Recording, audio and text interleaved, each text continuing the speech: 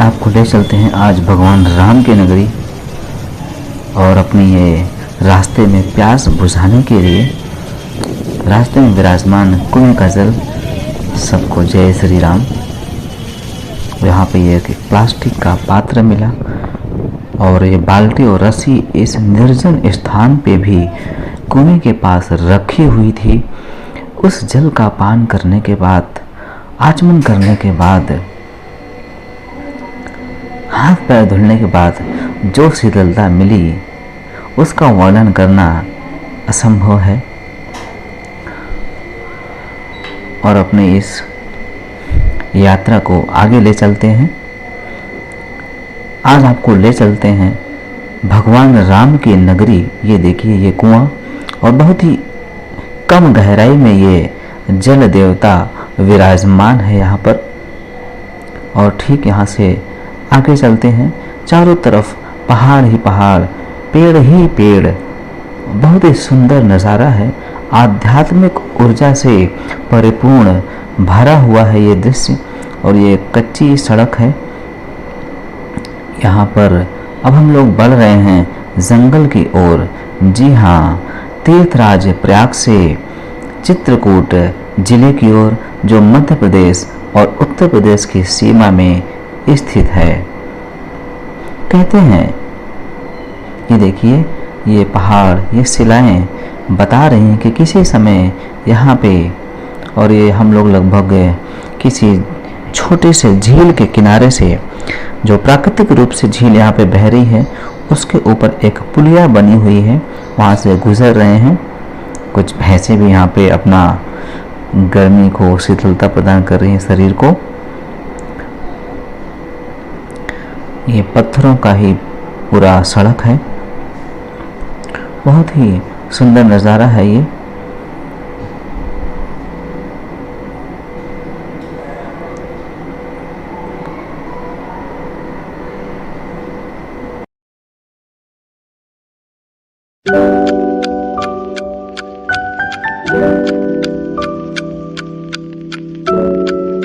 तो हम आ गए हैं उस स्थान पर जिसकी दूरी यहाँ से लगभग अभी 10 किलोमीटर है, जहाँ पर आज आपको हम ले चलने वाले हैं तीर्थराज प्रयाग से ऋषियन आश्रम, जो कि चित्रकूट जिले में है। जी हाँ, यहाँ पर एक लैंडमार्क साइन बोर्ड लगा हुआ है, जो यहाँ से ऋषियन की दूरी लगभग 8 किलोमीटर, जिसके ऊपर मेंशन है, लिखी हुई है।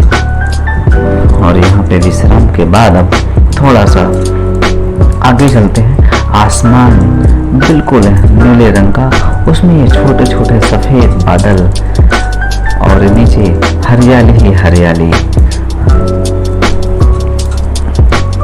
तो यहाँ से आगे बढ़ते हैं ऋषियन आश्रम के लिए। तो आइए आगे बढ़ते हैं भगवान राम की नगरी के लिए। और यहाँ पर एक सब्जी की दुकान, जनरल स्टोर पर हम लोग रुके हुए हैं, जहाँ से कुछ सामान खरीदेंगे। यहाँ से अपना आलू, टमाटर, आटा, यानी कि आज हम लोग भगवान राम के घर में, भगवान राम की नगरी में, जहाँ उन्होंने वनवास के अपने कुछ समय बिताए थे, वहाँ पर भोजन यानी कि लिट्टी चोखा का एक प्रोग्राम करेंगे। तो आइए यहाँ से कुछ अपनी सब्जियाँ खरीद रहे हैं ये अपने साथ अनुज और अग्रज। और सब्जियाँ अभी चूज़ कर रहे हैं कि क्या लिया जाए इसमें से। बहुत ही बेहतरीन तरीके से सब्जियाँ सजाई है यहाँ पे। कद्दू, बैगन, मिर्ची, लहसुन, प्याज, नींबू। तो ये गर्मी का मौसम है, तो खीरा। और अभी हम लोग चूज़ कर रहे हैं क्या क्या लिया जाए। और ये बच्चे छोटे छोटे, और ये कैमरे के सामने अपने बाल को संवारते हुए ये छोटे अनुज काफ़ी जो है कॉन्फिडेंस में है और अपनी खरीदारी करते करते ये वीडियो भी बना लिया। अब हम लोग ऋषियन से मात्र कुछ ही दूरी पर हैं। अब ये गांव के बाद उस जंगल की ओर, उस वन की ओर आगे बढ़ेंगे।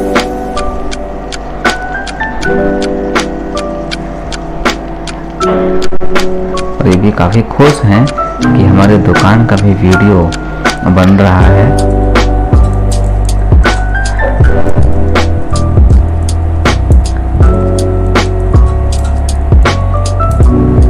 काफ़ी बेहतरीन यहाँ पे ये इसको उन्होंने दुकान को बड़े सुंदर तरीके से सजा रखा है।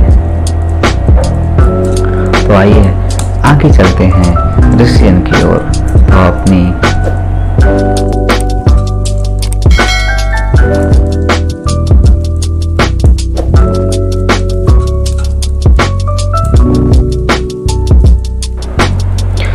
फाइनली हम लोग आ गए हैं ऋषियन के नाम से प्रसिद्ध दो विशाल गुफाएं बरहा कोटरा। दूरी गायब है। Archaeological survey of India, Jhansi circle, Jhansi protected monument. The large caves known as Rishiyan Barha Kotra distance is not available. भारतीय पुरातत्व सर्वेक्षण का ये बोर्ड लगा हुआ है और बहुत सुंदर नज़ारा। और उत्तर प्रदेश टूरिज्म ऋषियन आश्रम का ये बहुत सुंदर बोर्ड। और ठीक इसके बगल में लगा हुआ श्री राम वन गमन मार्ग।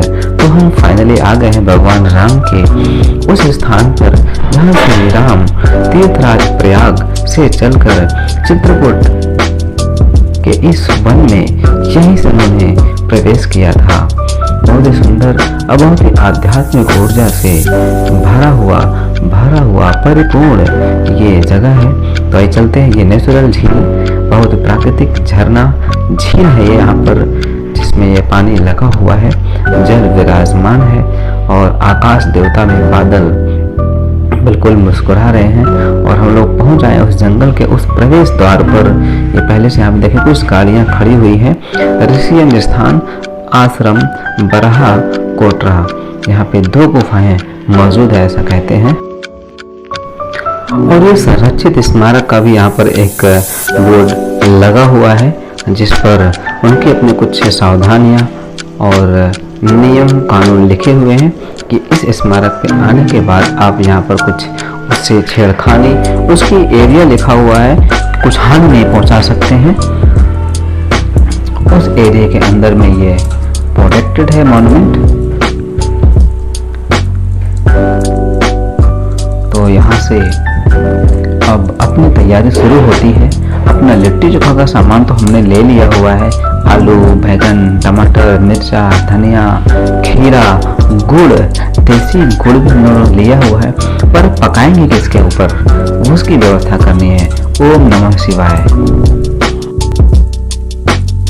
तो हमारे अनुज और अग्रज इस काम में लग गए हैं और हम भी खोज रहे हैं, देख रहे हैं कि ऐसा कौन सा यहाँ पे व्यवस्था होगी, कैसे हम लोगों की आग जलाने की व्यवस्था होगी, किस पे हम पकाएंगे। ये वो गेट है जहाँ से हम लोग आगे बढ़ेंगे और बहुत ही उत्साहित हैं क्योंकि इस जगह पे हम पहली बार आए हैं और बहुत सारा जानकारी भी नहीं यहाँ के बारे में। फिर भी जो भी हमें पता है वो आपको हम शेयर करने की पूरी कोशिश करेंगे।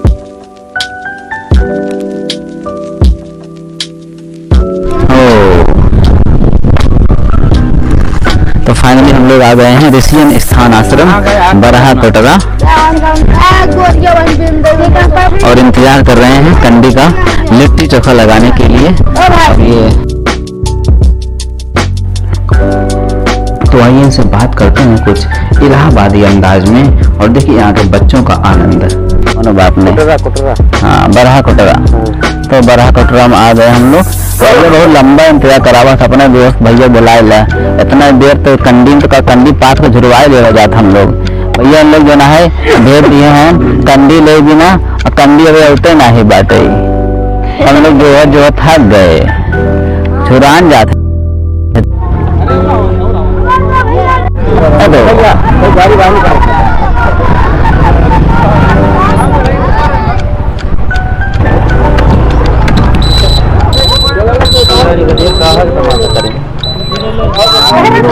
ऋषियन स्थान का जंगल, यहाँ प्रसिद्ध स्थान भगवान श्री राम वन गमन मार्ग। कंडे का इंतजार खत्म हुआ और ये कंडा लेकर आ गया है। ये भैया कंडा लेके आए गए भैया कितना बार मैं खोला तो नहीं बोलिए, देखी बहुत देर इंतजार करवाए हो। तो भैया ये कंडर आ गया है लिट्टी चोखा बनाने के लिए, और झूरो लिया है, गीला उठा लिया है, झुरवाए पर ये काम का जाए का चलो। क्या नाम भैया आपका? लवकुश जी है। अरे भगवान राम की याद दिला दी आपने। ये लवकुश जी हैं जो है यही कंडा ले आए हैं, ले आए हैं। हाँ भैया दक्षिणा का रख लिया, खर्चा पानी अब हम लोग भैया ठीक है।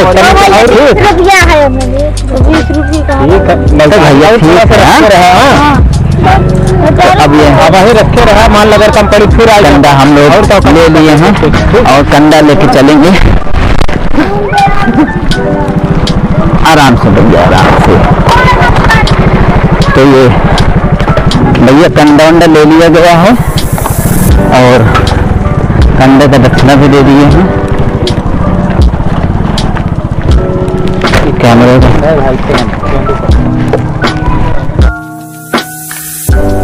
तो यहाँ से मंदिर की घंटियों और घंटों की आवाज सुनाई देने लगी है।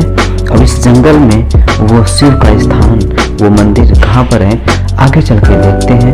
बहुत ही प्राचीन ये पत्थर उबड़ खाबड़ बड़े छोटे बेतरतीब तरीके से रखे हैं। इन्हीं पे रास्ता बनाकर हम आगे बढ़ रहे हैं और ये काफी लोग यहाँ पर आते जाते हैं भगवान तो राम के। फाइनली हम लोगों को वो स्थान चल के मिल गया जहाँ पे अपने हाथ से लिट्टी बनानी है, पका के खानी है। और ये देख रहे हैं काफी लोग पहले से यहाँ पे इकट्ठा हैं और ये शोध का जगह है, भगवान राम वन गमन का स्थान।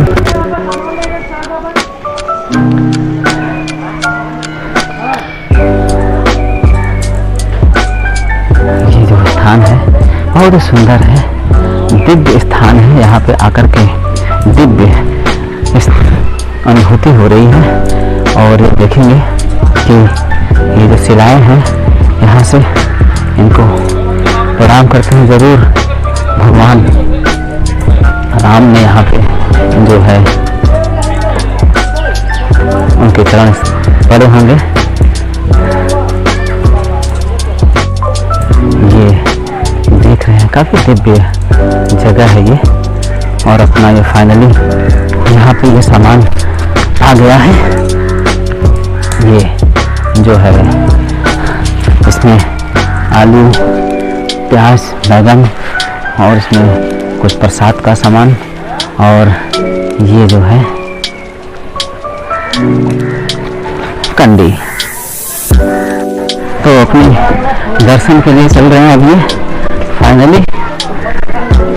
भगवान भोले के लिए बहुत दिव्य ऋषियन के जंगल का स्थान है ये, और पत्थर भी गर्म, गणेश स्तुति यहाँ पर। चप्पल तो नीचे ही छोड़ा है। यहाँ धूम्रपान करना निषेध है और ये वो जगह है जहाँ पर पहले से लोग आए हैं और यहाँ पर कुछ अपना खाना पीना लेकर। और ये वो गुफा है, ये शायद वही गुफा है, गुफा नंबर 2 शिव गृह। यहाँ पे 2 लिखा हुआ, यानी कि ये बराह कोटरा की दूसरी गुफा है। और इसके जो ठीक बाएं है, पहले भी आपको दिखी कैमरे के जो पीछे थी अभी, वो गुफा नंबर 1। सूचना अगरबत्ती अंदर न जलाएं। कुछ छोटी छोटी यहाँ पे सूचनाएं भी लिखी हुई है। ये घंटी, छोटी छोटी घंटियाँ भगवान के लिए बांधी हुई है। ओम नमः शिवाय का छोटा सा एक बोर्ड लगा हुआ है। तो आइए थोड़ा इसके अंदर भी चलते हैं, देखते हैं। ये गुफा नंबर 1, यहाँ पर 1 लिखा हुआ है। ये एक पहली गुफा है, इसके अंदर पत्थर की छत है और यहाँ पे ऊपर लिखा हुआ कि गौ सेवा परमो धर्म है, प्रत्येक हिंदू एक गाय अवश्य पाले। तो यह संदेश अध्यात्म दर्शन चैनल की तरफ से भी है कि आप गाय जरूर पालें, गाय की सेवा करें। उसका आध्यात्मिक रहस्य बहुत ही गूढ़ है। तो ये शिव गृह के अंदर चलते हैं और देखते हैं भगवान भोलेनाथ की कैसी छटा है यहाँ पे। ये सावन का महीना है, भगवान भोलेनाथ का महीना है। भगवान भोलेनाथ बहुत ही भोले हैं, अपने भक्तों का पूरा ख्याल रखते हैं। ये गुफा के अंदर आपको झुक के ही जाना पड़ेगा, बहुत ऊंचाई कम है।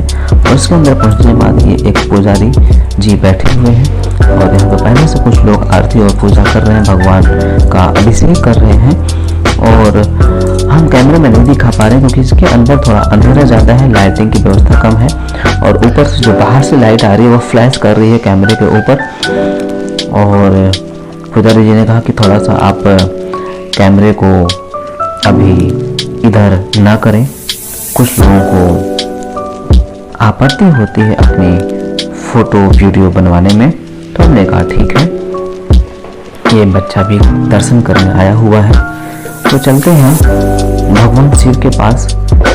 उनके शिवलिंग के पास पहुंचने के बाद हमने देखा कि नीचे ये छत से झुक के जाना पड़ेगा, थोड़ा और गहराई में है। यहाँ पे भगवान भोलेनाथ की 2 शिवलिंग यहाँ पर विराजमान है और दोनों शिवलिंग की जो जलहारी है बहुत ही अद्भुत है।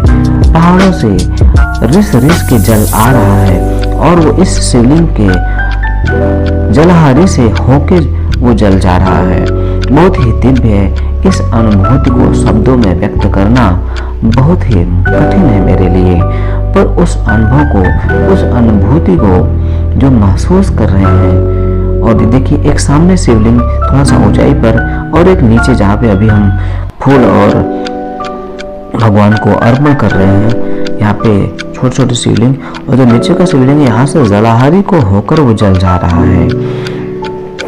जो कहते हैं पुजारी जी बता रहे हैं कि 12 महीने यहाँ पे वो जल जाता रहता है। बहुत ही सुंदर श्रृंगार यहाँ पे भगवान भोलेनाथ का, महादेव का किया है।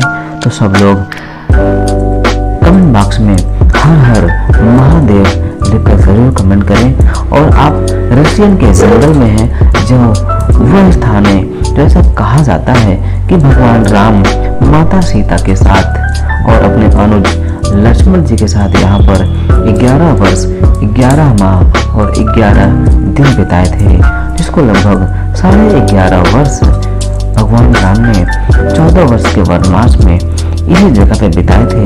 और यह वह स्थान है श्री राम वनगमन मार्ग ऋषियन के जंगल, जो प्रयागराज से लगभग 70 किलोमीटर की दूरी पर है और मध्य प्रदेश उत्तर प्रदेश की सीमा पर स्थित है। यह जिला चित्रकूट धाम से अभी काफी पहले है ये वनगमन और ये गुफा से बाहर जो कुछ लोग अभी प्रतीक्षा में है कि यहाँ के अंदर की जो भीड़ है वो कम हो तो वो लोग भी अंदर आ पाए और भगवान भोले का आशीर्वाद ले पाए, भगवान भोलेनाथ का दर्शन कर पाए। और देखिए छत बिल्कुल ही सर से लगी हुई है। हम झुक के यहाँ पे खड़े हैं क्योंकि पुजारी जी बैठे हुए हैं, इसलिए उनकी छत पे थोड़ा सा जगह है उसके ऊपर, उनके सिर के ऊपर। और जो हम खड़े हैं तो पूरी तरह से खड़े नहीं हो पा रहे हैं कि प्राकृतिक घर है भगवान भोलेनाथ का। यहाँ पे कोई अप्राकृतिक व्यवस्था नहीं, निर्माण नहीं है।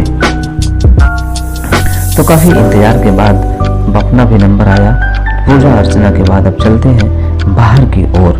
भगवान भोलेनाथ के दिव्य दर्शन हुए तो भगवान भोलेनाथ से जो भी आपकी कामना है वो जरूर कहें उनसे। भोले बहुत ही भोले हैं, दयालु हैं और सबकी कामना पूर्ण करते हैं।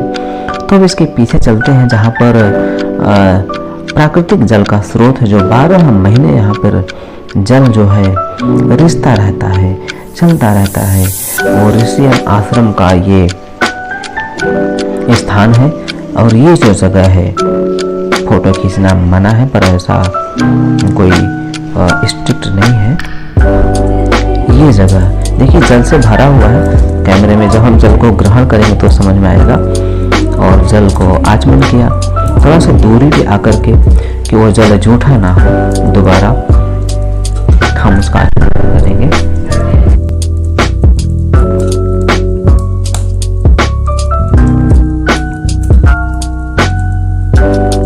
तो वही आप देख रहे हैं सब कुछ यहाँ पर नेचुरल है। ये बड़ी बड़ी शिलाएं और उन पत्थर की शिलाओं के नीचे जो गुफाएं हैं वहीं पर शिवलिंग विराजमान है। और ये जो पत्थर की शिलाएं हैं और ये कुछ प्राचीन शिल्पकारी की मूर्तियाँ, खंडित मूर्तियाँ पत्थर पे भगवान की अंकित है, जो ये बताती है कि अत्यंत प्राचीन जगह है और ये कुछ अवशेष हैं उनके।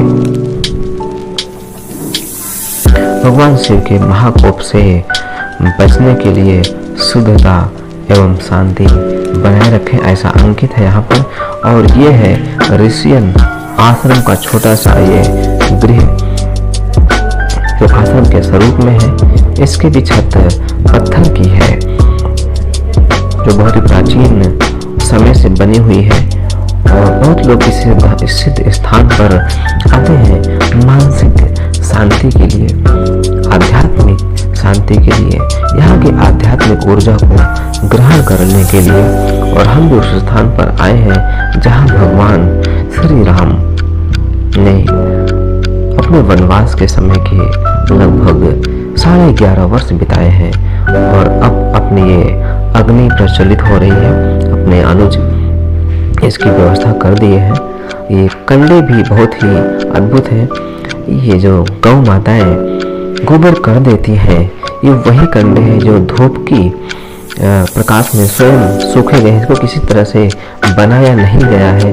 ये बच्चे वही कंडे बुन के ले आके हम लोगों को दिए हैं और ये अग्नि जल गई है और ये पत्थर ही अपना बर्तन है और ये चारों तरफ अर्जुन के वृक्ष हैं।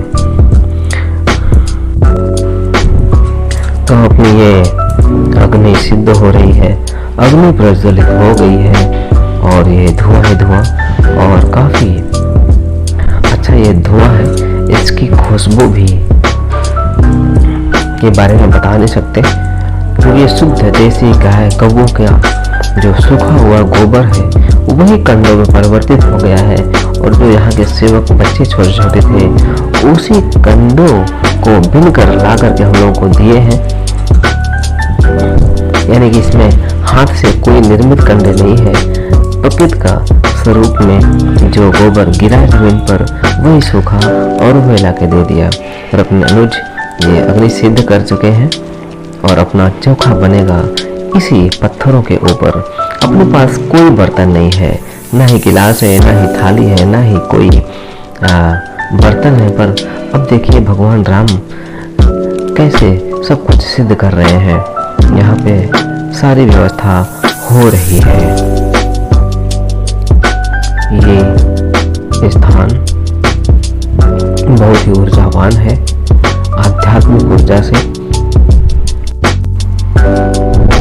अग्नि सिद्ध हो रही है और यहीं पर अपना बनेगा चोखा और लिट्टी इन पत्थरों के ऊपर, जहाँ पर भगवान राम के चरण स्पर्श जरूर हुए होंगे क्योंकि यहाँ बैठने के बाद बहुत ही अद्भुत ऊर्जा, बहुत ही आध्यात्मिक मानसिक शांति का आभास हो रहा है, उसकी अनुभूति हो रही है जिसको शब्दों में व्यक्त करना बहुत मुश्किल है। और अपना ये आटा गूंथा जा रहा है।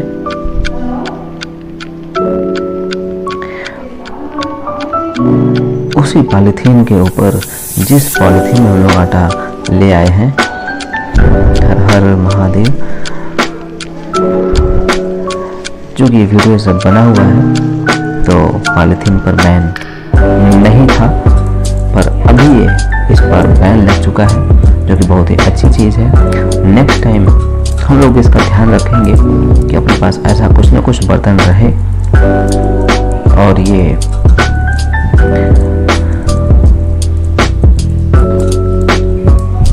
अग्नि देवता को प्रणाम है।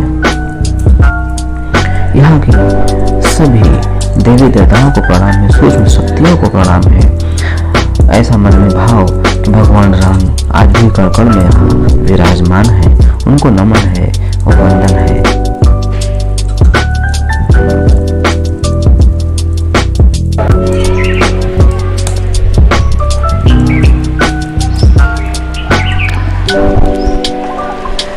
तो फाइनली अपना आटा इसके ऊपर लग रहा है, बिल्कुल भगवान के शिला के ऊपर।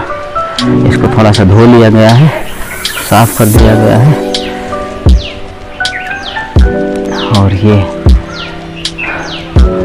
अग्नि सिद्ध हो रही है। यहाँ पे अपना बैगन, टमाटर, आलू और ये कंडे भी बिल्कुल जंगल से बिन के लाए हैं यहाँ के एक सेवक ने जो है। तो हम आपको तो आपने पहले ही देखा है, यहाँ ऋषियों के जंगल के एंट्री पर ही, गेट पर ही देसी गुड़ हम लोग ले आए हैं जो रास्ते में मिला है। इसकी झोली का साइज आपको हम दिखाना चाहेंगे। ये देखिए बिल्कुल देसी रास्ते में मिला हुआ है ये बिल्कुल साइज है इसकी। और इसको हम लोग इस तरह छोटे छोटे टुकड़े करके अब पाएंगे।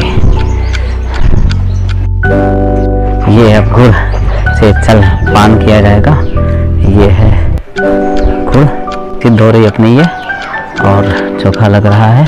यहाँ पे आलू भी पक रही है, टमाटर पक रहा है अभी। तब तक गुड़ से थोड़ा जल पान किया जाएगा। अभी तक बड़ी बड़ी 3 लिट्टी बनी है और प्रोसेस जारी है। भैया एकदम इलाहाबादी लिट्टी चोखा बनाता है, भगवान भोले के महाप्रसाद।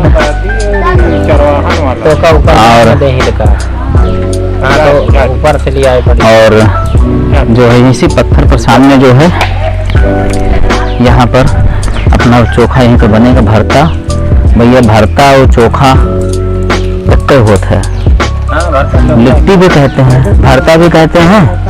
और चल रहा है हम लोग पन्नू खा लो।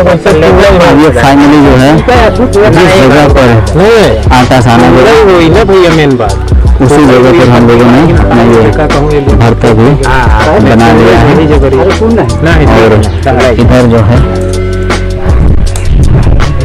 लिट्टी भी बन के तैयार है।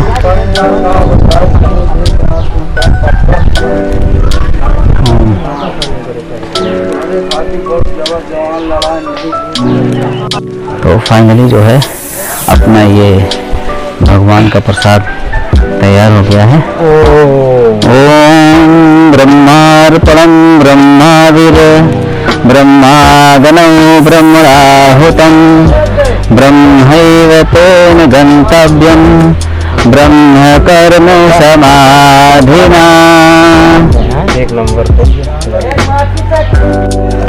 तो भगवान भोले के प्रसाद में अब एक स्वीट डिश डिजर्ट भी ऐड हो गई है जो है गुड़ प्रसाद, महाप्रसाद, जिसकी कमी थी इस खीरे के साथ में। फाइनली हम लोग आ गए हैं उस गुफा के पास, चित्रकूट धाम में, जहाँ से भगवान राम अंदर प्रवेश किए थे। और कहते हैं ये गुफा यहाँ से लगभग 100 किलोमीटर आगे चित्रकूट तक जाती है। तो वही देखते हैं इस गुफा के अंदर। तो आगे देखते हैं धूमपान निषेध है जो गुफा के अंदर देखेंगे इस तरह से। बहुत ही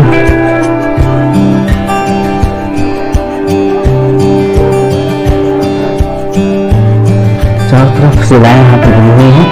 कुछ यहाँ पे है जहाँ पे पत्थर लगा दिया गया है रास्ते को बंद, और यहाँ से भगवान प्रवेश करेंगे, उन्हीं का रास्ता है।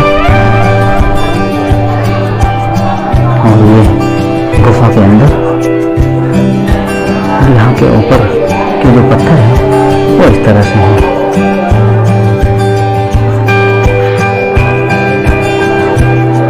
यहाँ से बाहर निकलते हैं, बाहर का दृश्य।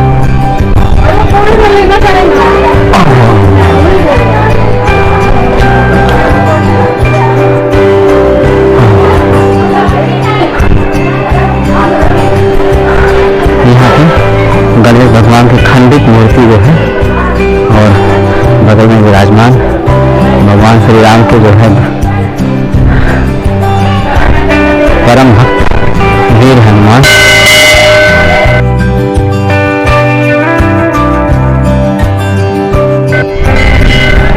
यहाँ से कुछ पूजा पाठ भी हो रही है। बहुत सुंदर नज़ारा है यहाँ पर इस समय। भगवान राम का वो स्थान जहाँ से भगवान राम चित्रकूट के वन की तरफ प्रवेश किए थे। और ये कुछ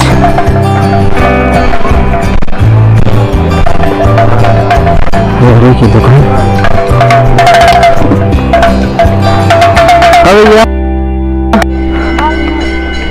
यहाँ पर ये जो भवन का नमूना है, इसकी जो इंजीनियरिंग है, वास्तुशिल्प है, वो दिखाना चाहेंगे आपको। इसके अंदर जो है पत्थरों पे छोटे छोटे भगवान बने हुए हैं। ये और ये ऊपर पत्थर की छत है, उसके अंदर देखते हैं। इसका प्रवेश द्वार इस तरफ से है और इसके अंदर भी कलाकारी है शायद, और इसका छत भी बहुत ही सुंदर।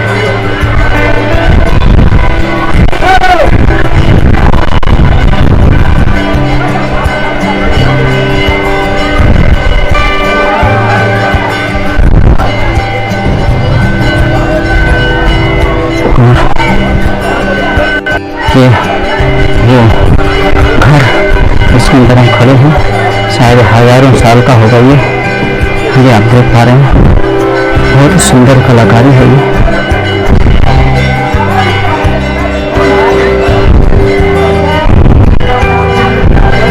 भगवान की मूर्तियां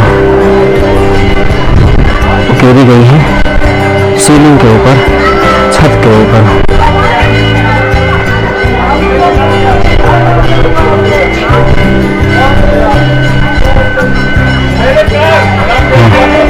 ये आ गए फाइनली इसके बाहर।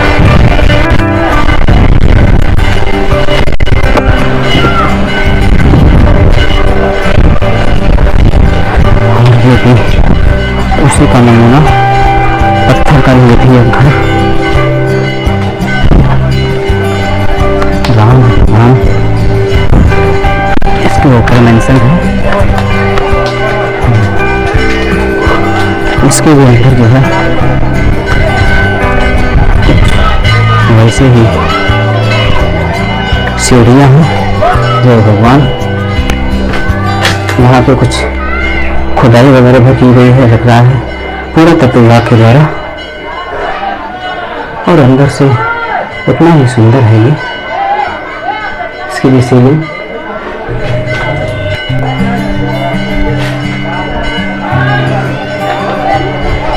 हाँ,